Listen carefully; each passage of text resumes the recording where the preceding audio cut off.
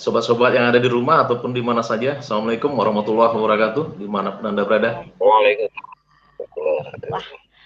teman-teman semua, kalau dilihat yang tengah dan yang ujung ya, yang tengah kayaknya kalau dari potongan nih, maaf ya potongannya kayak yang suka bawa-bawa.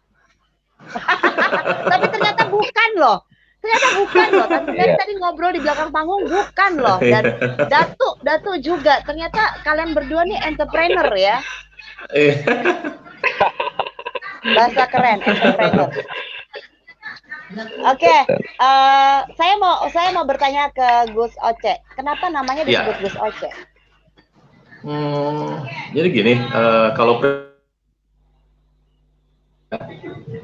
kita di dunia media sosial itu kan harus nama yang mudah diingat. Nah, sejauh ini nama saya Gus ini sekarang menjadi tanda tanya bagi netizen maupun subscriber kita nih. Karena orang berpandangan yang nama Gus ini kan anak kiai lah, itu alim ulama ya. Nah, justru sekarang nama Gus ini menjadi trending lah. Karena hubungannya dengan Gus Dobol ya. Tapi saya kasih tahu di sini bahwa sebenarnya saya bukannya Gus Dobol, ini Gus beneran nih. Kalau obat channel, kenapa namanya obat channel? Nah, itu dia. Ya mungkin karena saya masih belajar kan gitu, masih mencari kebenaran kan gitu kan. Jadi saya kasih aja obat channel karena pertamanya saya sih sebagai penonton aja, karena saya nggak menaikkan bahan seperti ini karena awalnya saya sebagai penonton, saya nilai-nilai dulu kan gitu. Jadi tidak sesuai dengan pribadi saya, jadi saya mengangkat ini sebagai kritik. Dan kebetulan ada teman-teman semua juga yang seperti ya saya pengen aja sama itu, dan saya juga menempel sama channel-channel itu kayak TJ, kayak semua. Nah, mudah-mudahan sama-sama sepakat, mudah-mudahan adalah ke depannya untuk mempersatukan kritik atau saran kita kepada orang-orang itu, gitu Mbak Mary. Dan dipanggilnya kenapa Datu ya? Nah, ini kalau panggilan saya sehari-hari itu Mak Hitam. Panggilan sehari-hari saya akrabnya ini kan Mak Hitam. Mak Hitam. Ya, Mak itu artinya paman. Hitam itu karena saya kulitnya hitam kan, jadi orang panggilnya Mak Hitam. Ya. Jadi akrab kami di sini ini. Nama sebenarnya saya ini Saiful Hadi kan gitu kan. Jadi karena di sini di orang Padang ini ada gelar gitu kan. Jadi panggilan sehari-hari nama panggung lah gitu. Nama apa namanya supaya cepat dikenal orang gitu.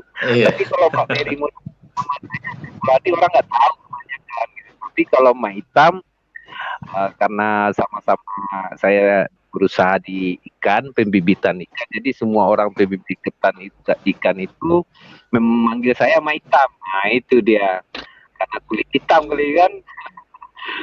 Jadi saya dipanggil Mak Hitam, itu akrab saya di sini gitu.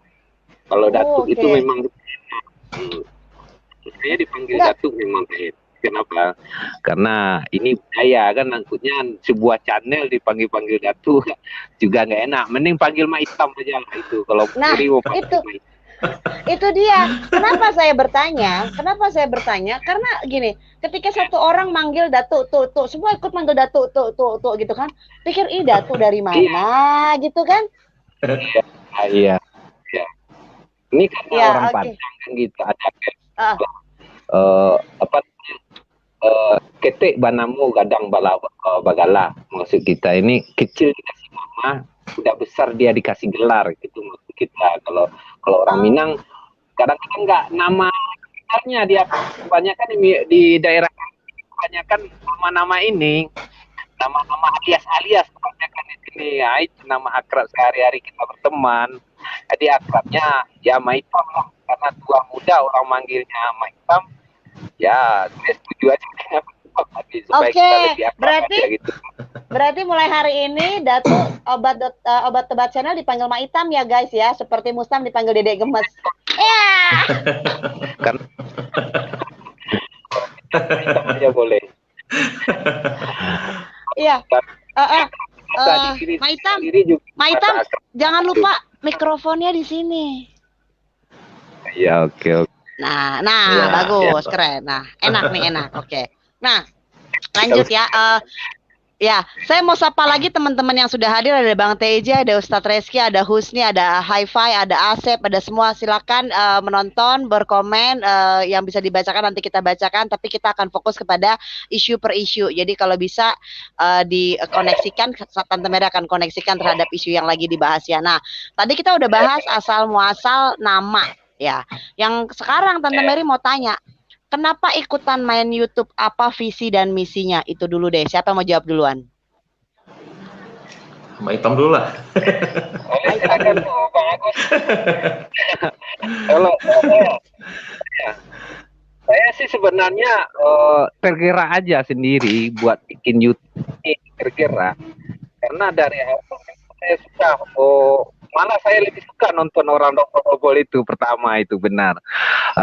Saya nilai saya apa kan. Jadi tidak ada kesepahaman dengan saya ya cobalah bikin seperti ini dengan kesederhanaan gitu dan sebagai kritik yang kebetulan ada teman juga yang lain walaupun kenal kayaknya teman ini yang banyak ini yang sepaham dengan saya banyak ini kan gitu kan, jadi saya angkatlah ini suatu topik dan mudah-mudahan ini suatu suara kita bersama untuk membenarkan apa yang terjadi sama ya itu yang seperang itu kan, supaya kita lebih paham dengan yang kita lihat selama ini, supaya jangan gagal paham kata DJ kan. Nah itu Mbak Mary. Asal muasalnya ya. Iya. Asal muasalnya akhirnya mulai bikin konten ya. Kalau Gus Oce gimana? Nah, jadi satu waktu saya udah malam, saya buka YouTube. Di situ ada ya adegan antara Ustadz dengan dukun santet gitu. Nah, tentu kan ini sesuatu yang baru kan di YouTube kan. Itu sekitar bulan-bulan April ya, April 2020 tahun kemarin. Sebelum bulan puasa.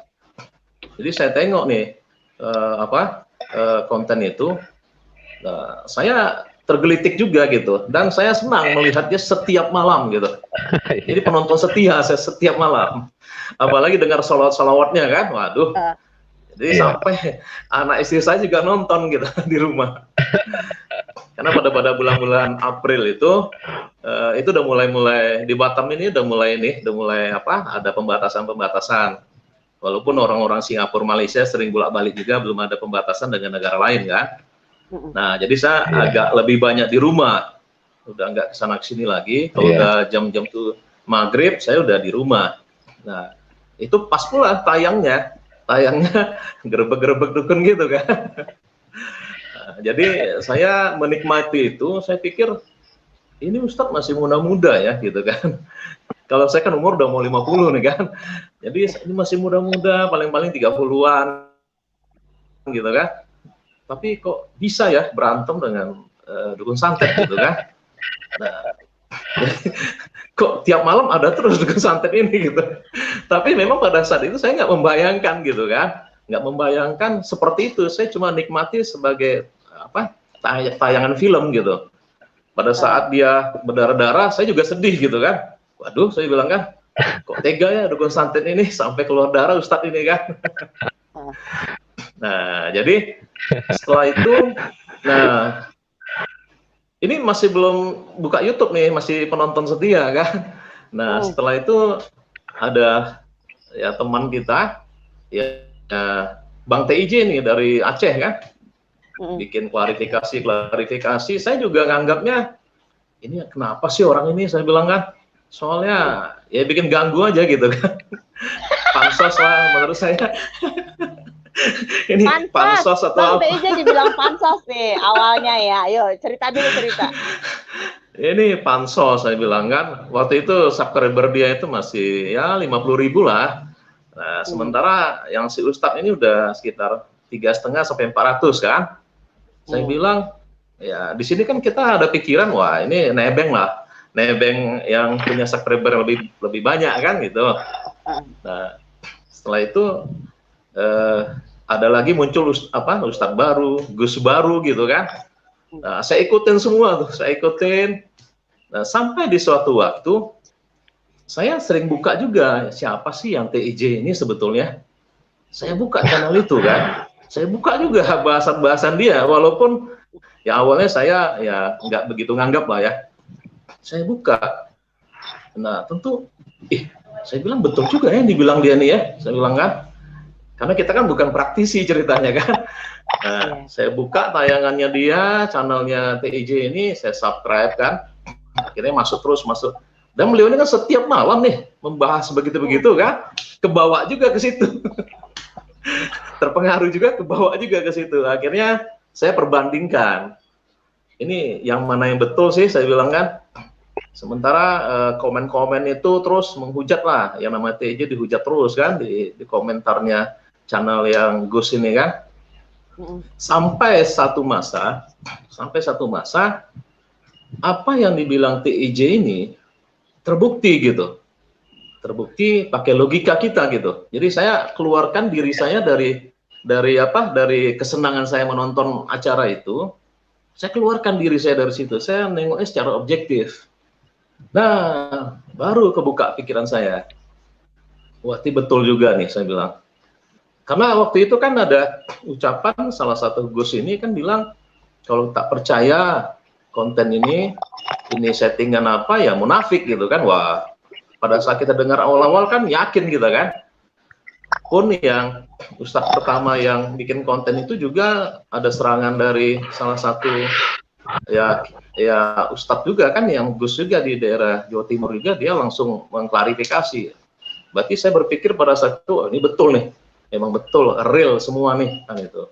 Nah pada saat itu saya perbandingkan segala macam, baru berpikir imajinasi saya, kita kan pakai logika juga kan. Dalam saya pikir ini nggak mungkin setiap hari ada dukun santet gitu kan, apalagi semuanya udah tertata baik gitu. Tertata baik segala macam. Saya bilang, wah ini saya udah ditipu nih. Jadi saya pikir apa-apa nih selama ini saya tonton gitu. Buang-buang waktu gitu kan. Karena saya termasuk orang sibuk gitu. Salah beli, salah sendiri. Hukumnya salah beli, salah sendiri, bener? Iya. Karena saya cuma nengok casing. Pakai serban, pakai pakai peci, baca sholawat gitu ya. Nah, masih untung saya pakai akal sehat. Nah, semenjak itulah saya mencoba, bukalah channel YouTube nih, saya bilang kan. Jadi saya learning by doing nih, belajar bagaimana bikin YouTube itu. Saya mencoba, awal-awalnya saya konten Islami lah, ceramah, terus kunjungan ke masjid segala macam, lebih ke arah Islami, ke pesantren kan. Karena saya berpikir yang paling utama bagi saya kepingin channel YouTube saya ini bisa mengedukasi. Itu yang pertama. Yang kedua, channel YouTube saya ini akan ditonton oleh semua orang. Jadi saya nggak mau channel YouTube saya ini tidak memberikan sesuatu bagi mereka gitu. Ini pahit-pahitnya nih, umur kita pendek, kita meninggal, yang nama channel YouTube saya ini masih eksis gitu. Jadi saya pernah dengar ceramah dari Ustadz, ya itu pahala jariahnya akan mengalir terus buat kita gitu. Itu sih Tante Mary. Terakhir, setelah saya melihat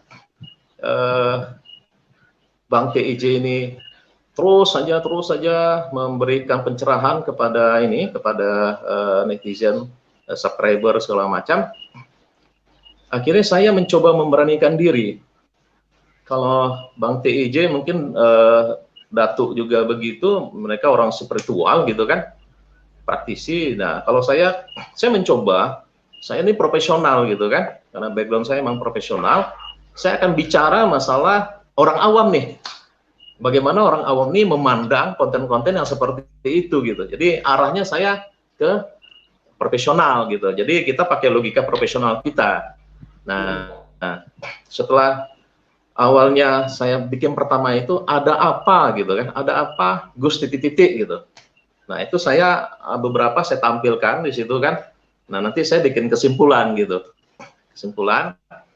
Nah ini berlanjut, setelah itu baru ketemu bahwasanya itu memang settingan, walaupun tidak diakui secara penuh oleh yang bersangkutan kan. Nah akhirnya saya jadi penasaran, ini akan berlanjut lagi karena muncul lagi ternyata ada pengobatan yang double juga gitu kan dari teman-teman kita yang angkat konten itu gitu. Jadi saya berlanjut lagi, ini saya udah buktikan double, udah diakui. Nah muncul lagi ini ada pengobatannya lagi. Nah jadi tambah menarik, jadi saya ikutin terus. Jadi saya pikir ini kalau saya mau rubah lagi ke arah konten saya ini yang lain mungkin agak sepi peminatnya, ya nggak apa-apa. Ini saya sisip juga kan untuk menganalisa bagaimana kondisi perseteruan antara antara TIJ lah terutama yang saya tengok kan dengan yang double-double ini gitu. Nah, tapi saya memandang kuncinya, saya memandang dari sisi yang berbeda. Nah, mungkin banyak juga sih, mungkin dari yang punya channel yang lain juga dari sisi yang berbeda juga. Nah, ini salah satu saya memandangnya dari sisi yang berbeda. Karena netizen kita ini kan banyak ya, banyak beragam, heterogen dari segala kalangan gitu. Nah, mungkin saya mewakili kalangan profesional lah gitu. Gitu, Mbak Mary. Iya, wah, keren banget ya.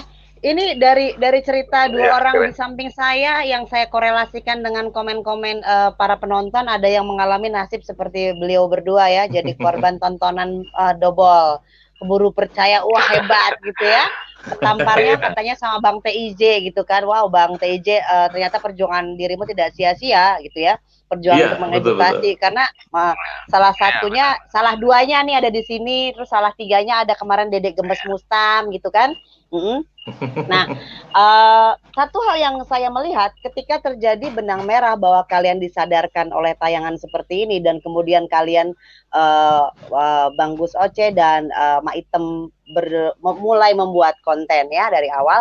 Nah, pertanyaan saya ketika kalian membuat konten, konsistensi konten kalian, nah saya melihat bahwa belakangan ini terjadi pergeseran. Sebentar, saya jawab dulu, Bang Yohan. Ini Bang Yohan adalah rekan saya di Malaysia. Double itu penipu, nipu, bohong ya, fake. Oke. Nah, ketika konsistensi konten kalian dipertaruhkan di sini dan orang menonton, pergeseran yang terjadi itu adalah punten maaf ya, sesama konten kreator ini macam terpecah belah. Apa sih yang sebenarnya terjadi, Gus Oce, Mak Item? Coba dong tolong jelasin apa yang sebenarnya terjadi. Silakan Mak Item nih. Mak Item. Putus-putus apa yang terjadi apa tadi? Putus-putus suara kurang jelas juga di sini. Apa yang sebenarnya terjadi kok belakangan ini seperti terpecah belah? Kalau konsistensi kalian awalnya adalah tertrigger untuk memberantas kedobolan, lalu mengapa belakangan terpecah belah? Oke. Saya dulu yang jawab kali ya. Iya. Jadi gini. Oke. Pak Itam. Silakan Pak Gus dulu. Ya. Gitu. Gini Pak. Nah. Iya. Ini gini. Ini putus-putus di sini. Apa juga kan? Gini Pak Piring. Kami ini sebagai pengkritik ini kan tidak ada kejelasan sebenarnya. Apa ini tayangan ini settingan apa tidaknya, kita kan perlu tahu itu juga kan. Karena setiap konten yang kita informasikan dari Mbak Alan juga, Mang Alan sendiri bilang settingan gitu kan. Nah, kita dengar juga dari TJ ada bukti juga. Kita sendiri menilai memang itu memang pembodohan buat orang yang mengkonsumsi gaya konten-konten seperti itu kan. Jadi saya sebagai pengkritik kita semua, ya kita tetap mengkritik karena tidak sesuai dengan yang kita pahami kan gitu juga kan. Jadi orang-orang ini menurut saya sih ya sejenis tidak ada yang benar juga di situ. Jadi makin apa kita jadinya kan makin emosi, sementara penonton kita lihat juga ikut-ikut emosi jadinya gitu. Gitu Mbak Mering. Oke, gimana kalau menurut Gus? Jadi gini, kalau menurut saya konten kreator atau YouTuber ini kan beda, backgroundnya macam-macam nih. Nah, backgroundnya macam-macam, tapi disatukan oleh keinginan untuk memakai akal sehat untuk melihat tayangan-tayangan yang double itu gitu.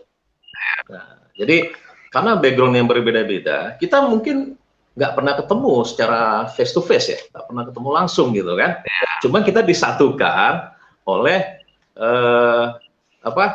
misi kita gitu, misi kita untuk menjelaskan kepada masyarakat bahwasanya apa yang mereka lihat di konten-konten itu memang tidak seperti yang sebenarnya gitu. Itu cuma rekayasa kan. Nah, beranjak dari pertanyaan Tante Mary tadi tentang kenapa sih akhir-akhir ini terjadi gesekan lah di antara sesama konten kreator. Dan ini memang seminggu terakhir saya memang menganalisa ini gitu.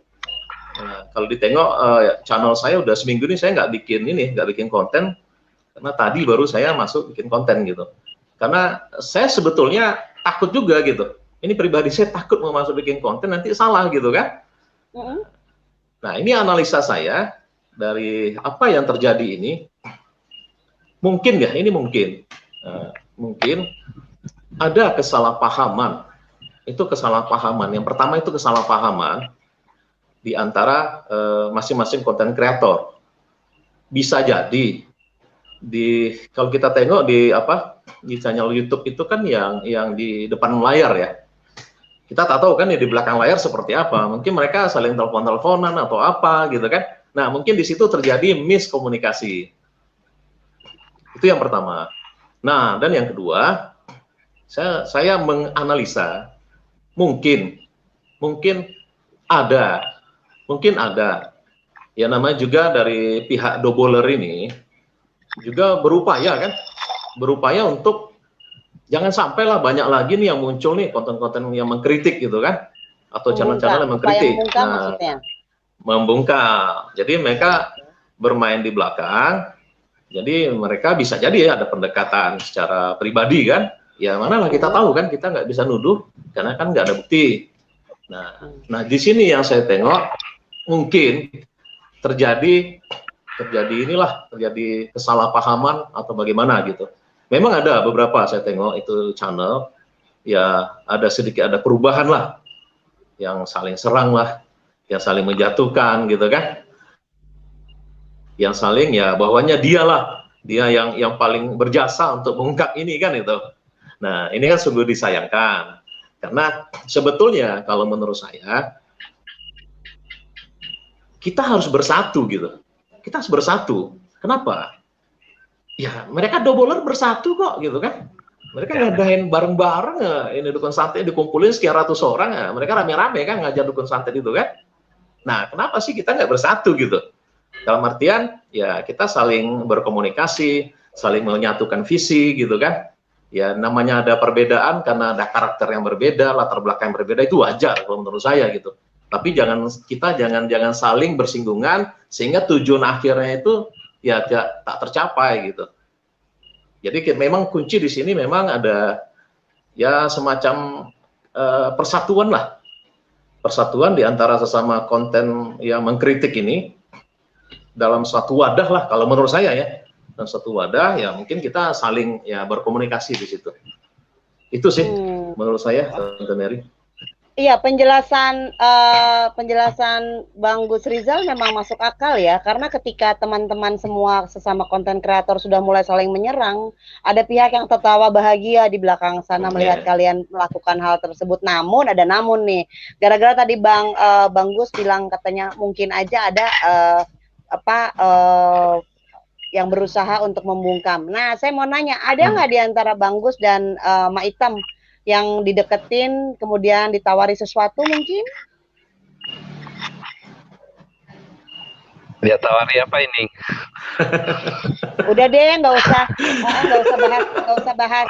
bahas kami deh, fokus aja deh. Berapa sih kamu butuh misalnya? Ada nggak? Ini kurang suara putus-putus Mbak Mary. Sedih kali Tante Mary ini, sedih kali. Mak Itam ada pernah terima pendekatan dari pihak yang berseberangan yang sering dikritik Mak Itam nggak? Iya sih, itu kan suatu supaya kami tidak melanjutkan kritik ini memang ada juga ini Mbak Mary. Memang ada juga yang berusaha menyogok kami kan gitu kan.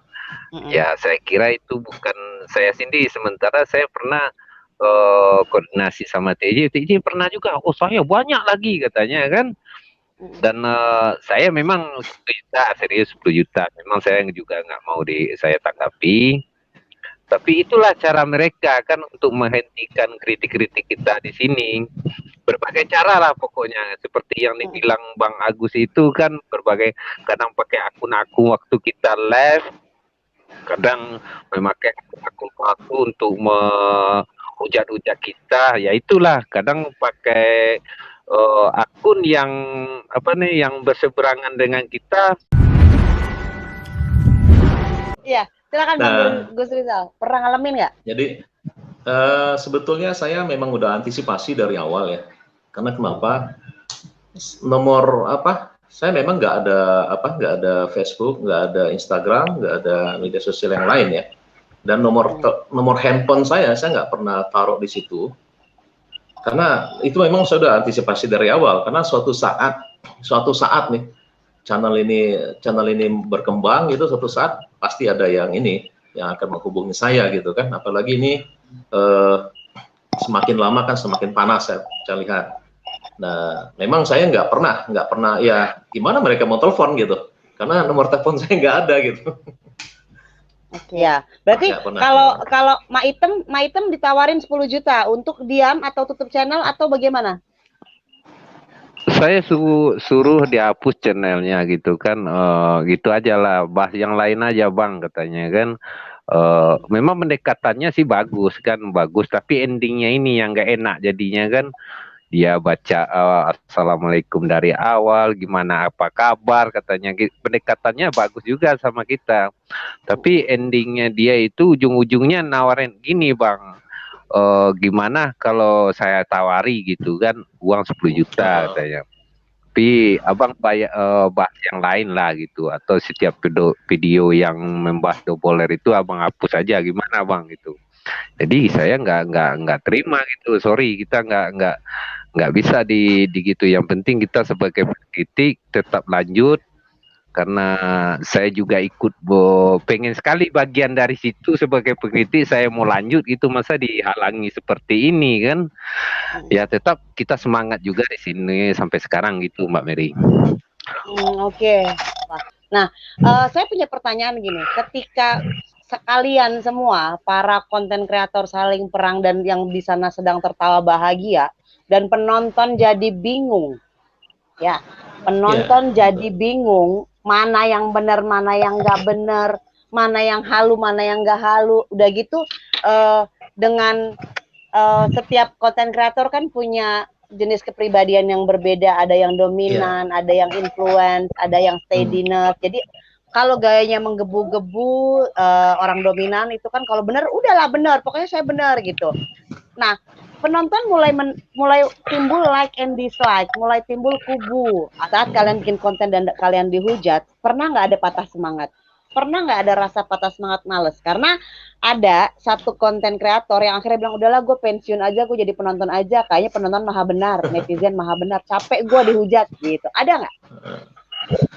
Nah, dari saya sebetulnya yang namanya channel ini dan konten-konten yang seperti ini pastilah, karena semakin memanas situasi, perbedaan ini ya, perbedaan pandangan ini, ya apalagi dari pihak yang berseberangan, itu kan masuk juga tuh nonton, mereka bikin komen, itu pasti ada. Cuman cara saya untuk mengantisipasi itu, ya saya nggak pernah balas komentar mereka. Kadang pedih juga kalau bacanya kan satu-satu kan, saya nggak pernah balas. Justru yang komen positif ya saya balas gitu. Nah, kenapa? Saya nggak mau memasukkan permasalahan atau dukungan dari satu kubu ini masuk ke kepala saya, karena akan merubah mental kita kan. Karena kan kadang-kadang kita ini dalam kondisi yang lagi down juga, mungkin lagi capek, lagi apa, kita tengok komentar ya, betul kalau Tante Mary, kalau kita terlalu kita pikirkan, ya tapi itu kebawa mimpi kali ya, bukan kebawa tidur lagi, kebawa mimpi kali.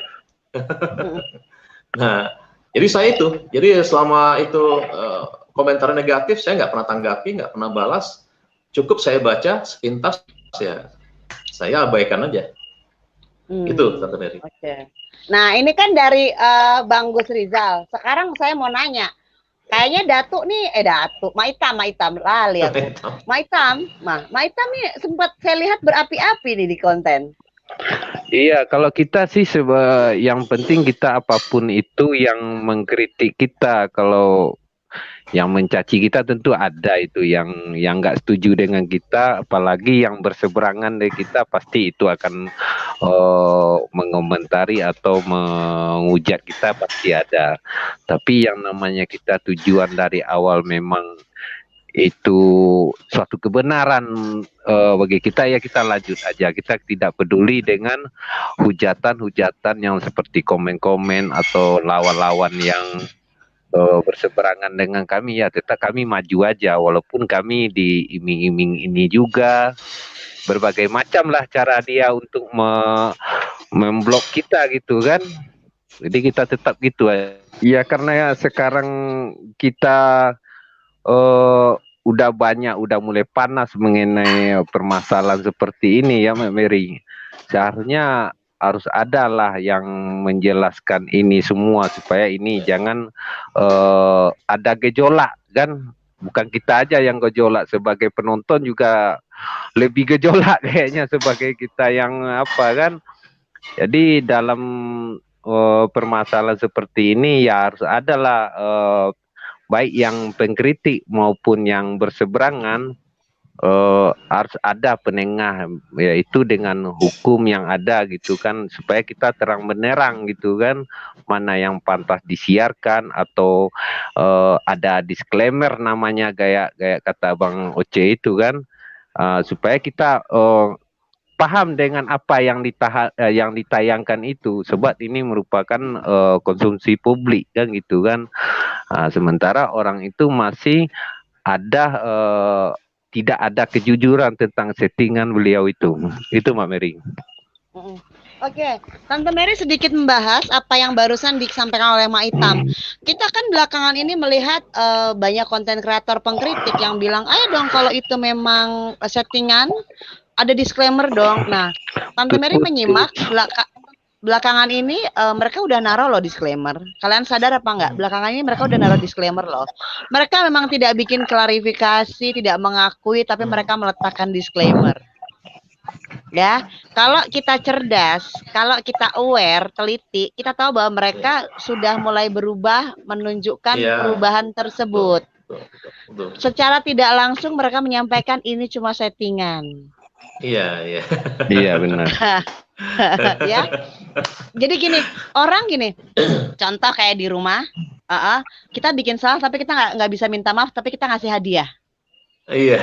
Nah kayak gitu tuh, kayak gitu caranya ya. Tiap orang kan beda-beda toh. Iya. Nah, nah, kembali lagi, kalau ternyata apa yang diperjuangkan Datuk dan Bung Gus Rizal ini adalah sesuatu yang mulia gitu ya, pasti dengan follower masing-masing yang setia, saya perhatikan komennya luar biasa. Nah, emosi-emosi yang apa? Emosi-emosi yang tersalurkan di konten itu kan nyata dengan gaya masing-masing, menurut kepribadian masing-masing. Pertanyaan saya satu, seandainya luar biasa hajarannya, artinya dihajar dari segala sisi, kemudian disamperin gitu ya, ada nggak kalian perasaan bahwa seandainya itu terjadi pada saya akan melakukan apa? Saya perlu tahu.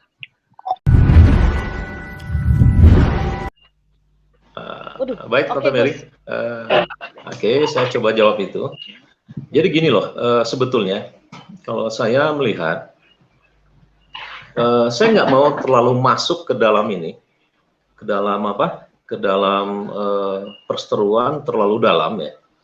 Karena saya mencoba memposisikan diri saya ini itu selaku netizen dan pengamat gitu. Ya. Nah, jadi gitu. Kenapa? Saya juga hati-hati untuk memberikan pandangan saya, karena pandangan saya ini ya didasari kepada realita yang saya lihat, yang saya dengar dari beberapa tayangan YouTube yang saya perhatikan. Jadi setiap channel itu arahnya kemana, saya coba pelajari ini arahnya kemana gitu kan. Nah, dan itu saya perhatikan terus. Jadi, nah saya memberikan apa semacam statement di situ. Itu saya hati-hati memberikan itu, dan saya juga hati-hati sekali dalam menyimpulkan, karena dalam kondisi ini saya tidak menuduh gitu, cuman dari tayangan yang mereka perlihatkan, saya menganalisa itu gitu. Jadi betul-betul real apa yang mereka lakukan, ya itu yang saya kritik, yang saya analisa. Jadi di sini saya berperilaku selaku pengamat gitu. Jadi kenapa? Saya tidak mau terlalu masuk ke dalam, karena saya juga, yang seperti saya bilang dari awal, saya orang awam gitu. Saya nggak begitu tahu secara spiritual, secara gimana ilmu kanuragan segala macam. Saya bukannya orang seperti itu gitu. Jadi akal sehat saya yang saya pakai gitu. Jadi nggak masalah dong kita mengkritik orang apabila secara akal sehat kita itu nggak masuk gitu. Wajar-wajar aja kan. Semua pihak boleh kan dikritik. Karena kenapa? Mereka mau menayangkan itu gitu. Kalau mereka tayangkan ya otomatis mereka harus siap untuk dikritik kan. Jadi intinya kritik ini kan kritik membangun. Betul. Seperti Tante Mary bilang tadi, mereka udah bikinkan disclaimer segala macam kan. Nah, itu kan membangun. Jadi kita intinya di sini, kalau saya tuh kepengen meluruskan gitu. Meluruskan bahwasanya apa yang mereka lakukan itu ya diperhatikan, masyarakat memperhatikan gitu. Nah, kita digiring kemana ya itu mereka, tapi yang kita lihat di situ menurut kita itu tak pantas atau tak betul atau memang itu kritik ya kita kritik gitu. Jadi gitu Tante Mary. Jadi saya juga nggak mau masuk terlalu dalam ya, menggebu-gebu ajak berantem, saya nggak mau gitu. Jadi Gus, artinya ketika Gus nanti tetap mengkritik, apapun yang terjadi tetap akan mengkritik ya, nggak akan pantang mundur ya, maksudnya begitu ya? Insya Allah karena saya berdasarkan akal sehat saya yang saya pakai mengkritik pihak yang salah. Ini pihak yang salah ya. Betul. Dan saya tambahin juga Pak Mary, yuk kita tambahin juga gini Mbak Mary. Kalau ada tayangan seperti itu yang tidak ada yang dibilang settingan, seharusnya kan sebelum tayangan itu dibilang lah ini settingan, ini adalah bukan sebenarnya kan gitu seharusnya kan. Dengan efek gitu tuh kita bisa lihat setiap pasien yang datang ke orang-orang ini gitu kan, setiap pasien itu dapatnya dari mana? Orang tahunya dari YouTube dia itu Mbak Mary. Orang tahunya dari YouTube dia. Jadi orang beranggapan setiap tontonan yang dia berikan itu seakan-akan itu kebenaran karena dia tidak ada disclaimer tadi gitu. Nah, jadi orang menganggap ini benar-benar sakti. Jadi berbondong-bondong lah berobat gitu kan. Jadi dengan YouTube dia tidak ada kejelasan di situ. Jadi pasien ini kebanyakan menyangka ini benar-benar terjadi secara real kan gitu. Padahal itu kita udah tahu semua itu settingan. Dan lagi pula dari pihak dia itu tidak mengeluarkan ini settingan ini. Dia juga lama sekali membilang itu settingan gitu Mbak Mary. Iya, lama Sementara betul. Itu saya sedangkan pahami lama. Gus, ya, kayak Gus Nus Samsung gitu, kan dia udah bicara ini semuanya settingan. Siapa yang tidak settingan kan gitu kan? Sementara pengobatan itu adalah sebuah trik juga.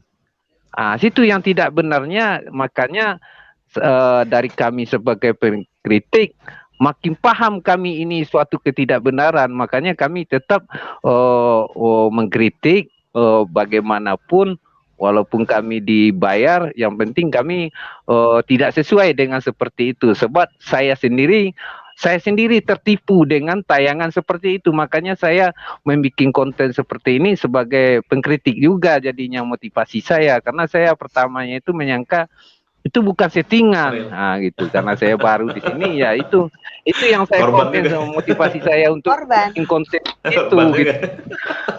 Itu Pak Mary. Iya, memang ketika mereka meletakkan disclaimer, memang ketika mereka meletakkan disclaimer, dan disclaimer ini baru belakangan, kira-kira 4-6 video belakangan lah saya cek. Ada bentuk perubahan ya, ada sebuah perubahan positif. Tapi memang yang sudah termakan isu, yang sudah termakan branding itu luar biasa. Nah, permasalahannya adalah kita tetap mengkritik untuk membuat penonton sadar. Seperti Gus Rizal dan Mak Itam, ya kan? Betul? Sadar, itu hanya bagian dari pertunjukan. Itu tidak real. Betul. Artinya, tapi ingat penonton ini mereka biasanya kalau sudah cinta luar biasa, butuh perjuangan berat untuk bisa mengedukasi mereka.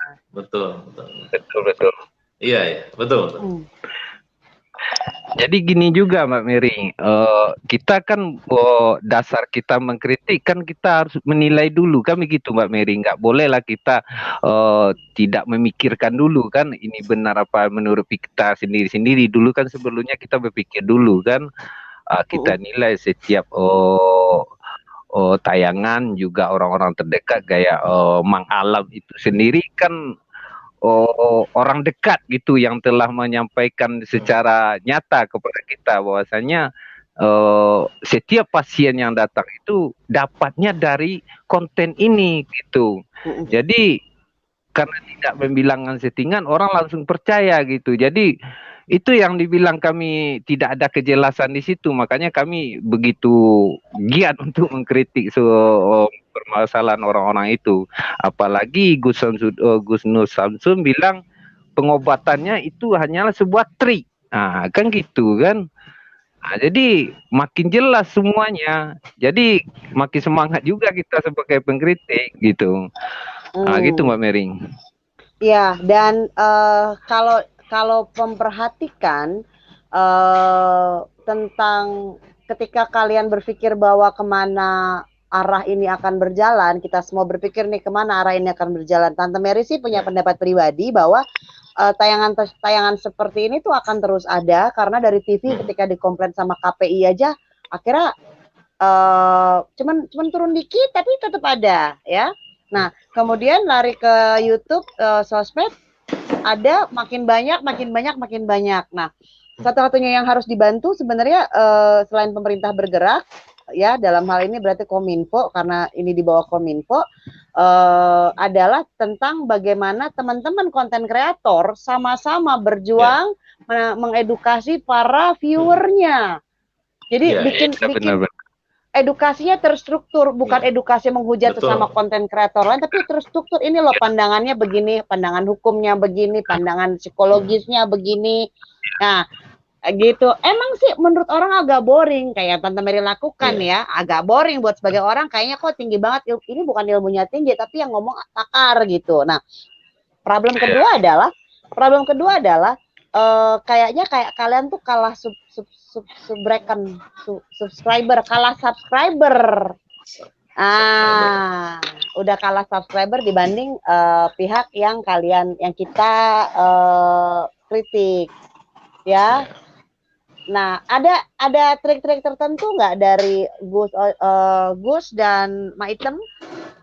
Pengennya ke depan kayak gimana gitu? Pengennya seperti apa sih ke depan nih para content creator? Nah, saya dulu nih jawab ya. Silakan. Jadi nih, Tante Mary. Nah, ya Datuk. Bang Agus dulu nah. Saya dulu. Iya, Nah, jadi gini. Oke. Ya, silakan. Jadi gini, Tante Mary, sebetulnya seminggu terakhir saya sudah kontak beberapa YouTuber yang mengkritik ini ya. Ada beberapa teman gitu kan. Ya, karena dari awal sebetulnya saya nggak mau nomor handphone saya ini ketahuan gitu. Itu sebetulnya. Cuman karena saya nggak tahan juga kan nengok kok jadi simpang siur nih kan ceritanya kan, ibarat ini orang perang udah nggak jelas lagi siapa teman siapa lawan kan itu. Yes, nah, betul. Jadi saya kontak beberapa teman, jadi saya berdialog, saya mencoba mencoba menata teman-teman dalam satu wadah lah. Itu kemungkinan ke depan seperti itu. Ini mungkin nggak tahu lah apakah terlalu idealis atau gimana, cuman dari pengalaman saya gitu kan, segala sesuatu tuh memang harus terorganisir gitu, terorganisir. Jadi kenapa? Kalau kita terorganisir, kita akan satu pandangan. Yang kedua, misi kita akan nampak jelas gitu. Jadi kalau kita tak terorganisir, ya ibarat orang mau perang ya, pasukannya nggak jelas nih kan. Ini mau tembak kemana gitu kan, akhirnya masuk lawan ke dalam kan itu. Tapi apabila kita rapi, tertata, dan kita tetap bersaling komunikasi segala macam, ya saya yakin, pertama yang paling awalnya, ya kita udah kenal nih. Hari itu kan saya pernah telepon, ini Maitem ya, saya telepon, gimana, saya dialog gitu kan, gini-gini, nah saya tahu, pandangan beliau seperti ini kan itu. Nah, saya telepon beberapa teman lain yang ya ibaratnya yang belum begitu banyak juga lah subscriber mereka. Ternyata mereka menyambut positif. Jadi saya punya punya rencana saya, kita akan berkumpul dalam satu wadah gitu kan. Dan ini mungkin akan menguatkan kita masing-masing gitu. Nah, ini kalau bisa salah paham atau salah persepsi di antara sesama kita tuh jadi mungkin bisa kita minimize gitu di situ. Nah, jadi kedepannya ya kita udah beberapa kali live streaming tapi offline begini, kita saling berkoordinasi di situ untuk membahas isu-isu yang terbaru lah di situ kan, isu terbaru, dan kita mencoba menyamakan visi kita. Ya secara fisik kita belum pernah ketemu kan, Nah di sini saya udah mengambil satu kesimpulan, sepertinya ya kita harus bikin wadah gitu. Nah ini saya mungkin beberapa hari ke depan saya akan coba untuk wacana ini saya coba terapkan dalam catatan gitu kan. Saya akan tulis beberapa, nah nanti mungkin saya akan coba gambarkan ke teman-teman. Kita bikin seperti ini loh gitu kan. Jadi Jorgan bersatu kita teguh, bercerai kita runtuh. Inilah saatnya kita untuk bersatu gitu. Karena kenapa? Kita seperti Tante Mary bilang tadi, ini mereka nih, ini kan mereka yang punya subscriber berjuta-juta ya. Mereka ya akan mempertahankan itu gitu. Ya, mempertahankan itu. Dan dengan segala cara gitu kan, masa kita pengkritik, kita berdiri sendiri gitu, ibarat badan yang besar jumpa satu orang kecil ya sekali tendang udah mental ya kan, apapun lah kondisinya. Di sini kan mereka punya kekuatan finansial kan di situ kan. Nah kekuatan kita ya akan lebih terasa apabila kita bersatu, kita membuka suatu forum kita edukasi sesama kita dulu, baru kita buka lagi ke masyarakat gitu. Dan tak ada salahnya kita akan tampilkan yang mana sih pengobatan yang sesuai sih dengan agama kita gitu kan, terutama agama Islam lah kan. Mana sih pengobatannya? Oh, ruqyah yang seperti apa? Nanti ini saya udah memikirkan itu, nanti kita mau tampilkan gitu. Jadi ada perbandingan nih di masyarakat gitu. Kita mengedukasinya sampai ke situ. Jadi mungkin di kita nih saya tengok ada ini ya, ada beberapa saya lihat ya, terutama ada Ustadz Rizky saya tengok di situ yang konsen dengan ini, dengan apa ruqyahnya dia. Ada juga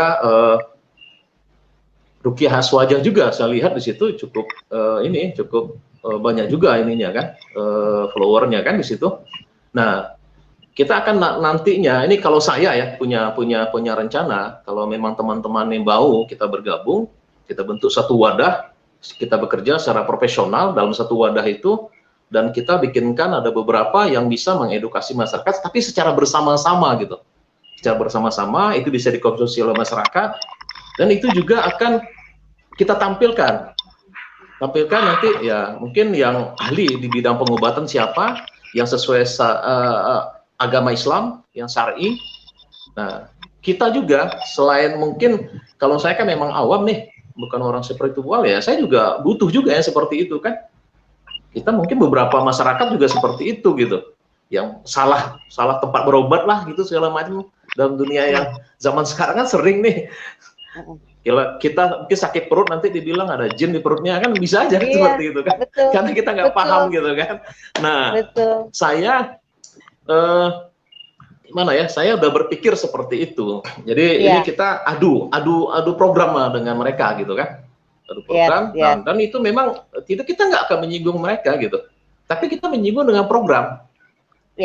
Mereka gerbek setiap hari ya, mungkin kita tayang setiap hari gitu kan nggak ada salahnya. Inilah ya kan? Iya, inilah ketika integritas dipertaruhkan, integritas diperjuangkan melawan mereka yang berusaha mempertahankan wirausahanya, ya guys ya. Yang di sana butuh mempertahankan agar bisa tetap di atas, yang di bawah, kita yang di bawah-bawah nih yang bukan siapa-siapa berjuang untuk mempertahankan integritas. Nah, bukan begitu, Maitam? Ya, kita ini kan gaya Bang Oce itu kan ya harus ada kebersamaan supaya ada gaung juga. Kita perlu kejelasan, maksudnya kita kejelasannya baik secara hukumnya juga jelas, biar kita paham semua kan. Pesan Bang Gus Rizal kepada para penonton malam hari ini, boleh tahu pesan-pesan dan wejangan mungkin sepatah, dua patah, 3 patah, 5 patah. Monggo. Patah-patah nih. Ya, patah-patah. Baik, ini kalau saya perhatikan, jadi kita masih banyak, ya namanya juga adat istiadat kita masih kuat. Jadi bagaimanapun juga kita nggak bisa lepaskan dari budaya itu gitu. Nah, dan memang ini yang susah kita hilangkan dengan kondisi zaman yang sekarang, karena warisan leluhur kita ini tetap ada. Dan yang kedua, saya melihat bahwasanya kita yang mayoritas beragama Islam di Indonesia ini masih begitu hormat kita kepada ulama-ulama kita. Ini memang didikan kita dari kecil ya. Nah, saya berpesan di sini, tentu bagi netizen yang telah terlanjur dipertontonkan terhadap tayangan berbentuk settingan atau pengobatan yang banyak trik sulapnya segala macam, itu memang menakjubkan bagi kita gitu. Itu memang menarik daya pikat untuk kita lebih mempercayai itu sesuatu yang betul gitu kan. Apalagi itu dibalut oleh tampilan ulama lah gitu. Ada serbannya, ada pecinya, ada atributnya lah, segala sesuatu. segala sesuatu. Jadi kita apa yang dibilang oleh yang kita anggap ulama itu, oh, pegang ini akan membantu kamu begini begini begini, kita percaya aja gitu. Walaupun kita tetap membayar itu kan, ada sesuatu yang kita bayar untuk mendapatkan itu gitu. Tapi di sini saya tidak menyalahkan netizen yang mempercaya itu. Cuma ini pesan saya, cobalah pikirkan, pakai logika gitu. Pakai logika. Kenapa? Ya, kalau seandainya kita pergi ke tempat seperti itu kita sembuh gitu, ya ngapain juga kita ke dokter gitu. Ada fakultas kedokteran untuk belajar ke ilmu pengobatan gitu kan. Nah, hati-hati juga bagi kita. Karena kenapa? Saat kita melangkah ke tempat yang seperti itu, kita harus punya logika. Karena mereka akan membawa kita kepada sesuatu yang sakral gitu. Karena saya pernah mengalami itu gitu. Sesuatu yang sakral, apapun yang dibilang oleh si tabib itu, kita anggap tabib lah ya. Tabib itu kita harus percaya gitu. Karena dia bilang nanti percaya itu ya 50% sembuh kan, itu ceritanya. Jadi nanti kalau kita tidak percaya, kita berobat ya karena Anda tidak percaya gitu kan. Ayolah. Sekarang kan zamannya udah maju. Jangan sampailah kita terjebak dengan kondisi-kondisi seperti itu. Karena saya ingat sendiri ada satu channel yang bilang, ya dukun-dukun dobol ini kalau nggak nipu ya cabul katanya kan. Ya itu memang terjadi ya, kita lihat gitu. Nah, makanya cobalah lihat ya, kita selaku orang Islam, tengoklah pengobatan. Coba kita baca-baca juga, coba kita lihat konten-konten, mungkin pengobatan ruqyah yang ala Islami lah gitu kan. Ngapain kita pergi ke pengobatan yang di situ nanti kita diperlihatkan asap-asap ini, menyan segala macam, yang bikin kita merinding, bikin kita takut gitu kan. Pergi ke situ kita takut gitu. Nah, cobalah lihat konten-konten ruqyah Islami yang membaca ya suci segala macam ya. Kita melihat orangnya kita udah tenang gitu. Udah tenang, kita nggak takut gitu kan. Nah, jadi coba kita mengedukasi diri kita sendiri melewat tayangan-tayangan. Jadi jangan sembarang kita lihat tayangan-tayangan yang menurut kita itu mungkin